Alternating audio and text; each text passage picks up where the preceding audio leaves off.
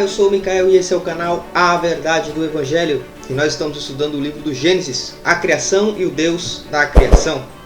E se você gosta de temas bíblicos, já deixa seu like, se inscreve no canal, porque aqui sempre tem temas bíblicos. No último vídeo nós falamos sobre Abraão, falamos sobre o chamado de Abraão, falamos sobre a trajetória de Abraão, as dificuldades que Abraão passou na sua vida depois do chamado de Deus. Comentamos que Abraão saiu do meio da sua terra, do meio da sua parentela, para a terra que Deus lhe mostraria, e ele saiu em obediência à voz de Deus que tinha falado diretamente com ele.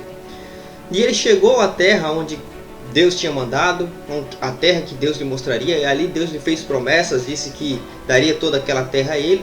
E vimos também que a partir desse momento a vida de Abraão começa a passar por provações, por dificuldades, porque veio a fome sobre a terra e Abraão ele foi obrigado a descer ao Egito, depois que a fome bateu a sua porta. Chegando ao Egito, teve que abrir mão da sua esposa, porque Faraó gostou da sua esposa, e ali ele passou por uma dificuldade bem grande. E nós deixamos até uma pergunta, uma questão bem interessante no vídeo passado, que foi que Abraão poderia até chegar no momento e dizer assim: será que se eu não tivesse obedecido à voz de Deus, será que eu estaria passando por tudo isso?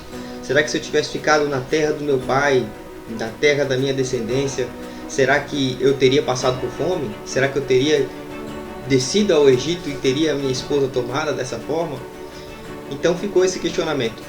E nós comentamos também que a resposta para todas essas provações, todas essas dificuldades, para uma pessoa que está no centro da vontade de Deus, está obedecendo a Deus e está passando por tudo isso, está em Eclesiastes, capítulo de número 9, versículo de número 2, que diz que todas as coisas sucedem igualmente, tanto ao justo como ao ímpio.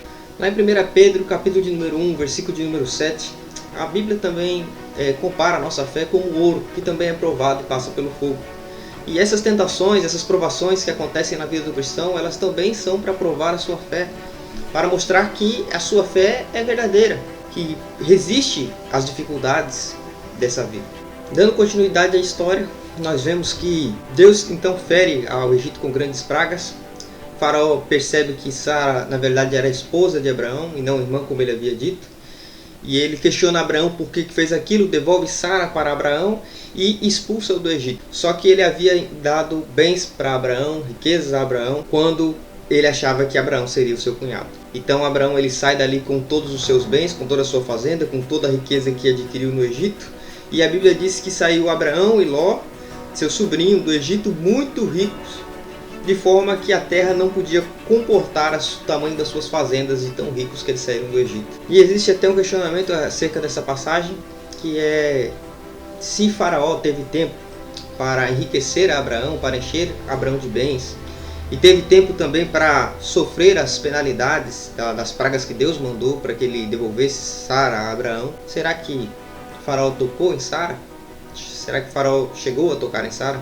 Se vocês quiserem um vídeo acerca desse assunto, comenta aí embaixo que eu vou providenciar. Então a Bíblia nos conta que Abraão retorna ao lugar onde antes estivera e falava com Deus, em Betel, onde ele tinha montado tendas antes de descer ao Egito. E Ló, seu sobrinho, ele também sobe com ele muito rico, de forma que a Bíblia diz que a terra não podia comportar os dois. Uma outra coisa que a gente pode deixar também para meditação é: será que se Abraão não tivesse obedecido à voz de Deus, ele teria saído muito rico do Egito? Ele teria também recebido as bênçãos que Deus deu a ele? Fica o questionamento. E ele volta para lá com seu sobrinho Ló, com sua esposa e com toda a sua fazenda, todos os seus servos, todos os seus bens, muitos dos quais tinha adquirido no Egito. Então chega um momento em que tem um conflito, uma intriga entre os pastores de Abraão e os pastores de Ló. O conflito ali não foi entre Abraão e Ló, mas entre os teus servos, entre os seus pastores, porque os bens que tinham acumulado eram muitos.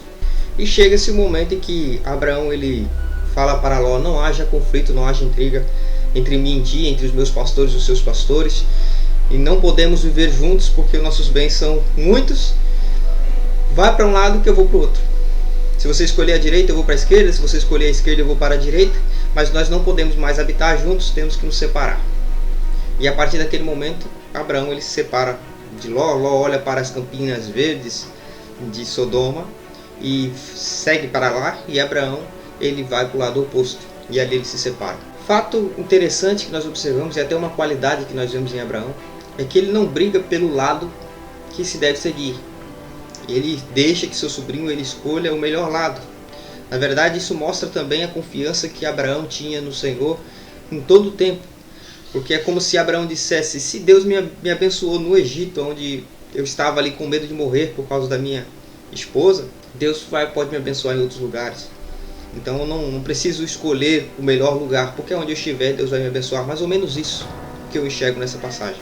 E quantas intrigas, quantas discussões, quantas confusões nós vemos entre as famílias hoje em dia por conta de bens, por conta de discutir para qual lado, quem deve ir para o lado melhor. Colocando aqui, tomando como exemplo a história de Abraão.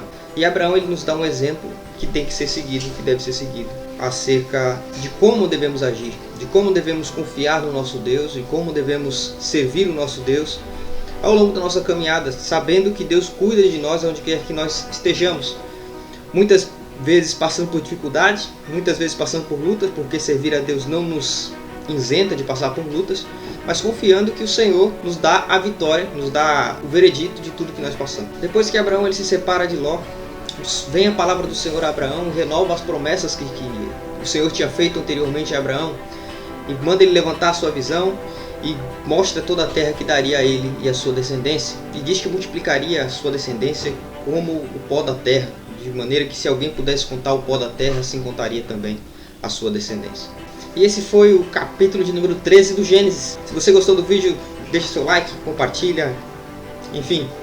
Eu te vejo no próximo vídeo, se Deus quiser. Se você gosta de temas bíblicos, também tem um canal do Ismael Marques. Se você puder ir lá, se inscrever no canal, deixar seu like, comentar lá os vídeos dele, seremos muito gratos por isso. Até a próxima, fiquem na paz do Senhor Jesus.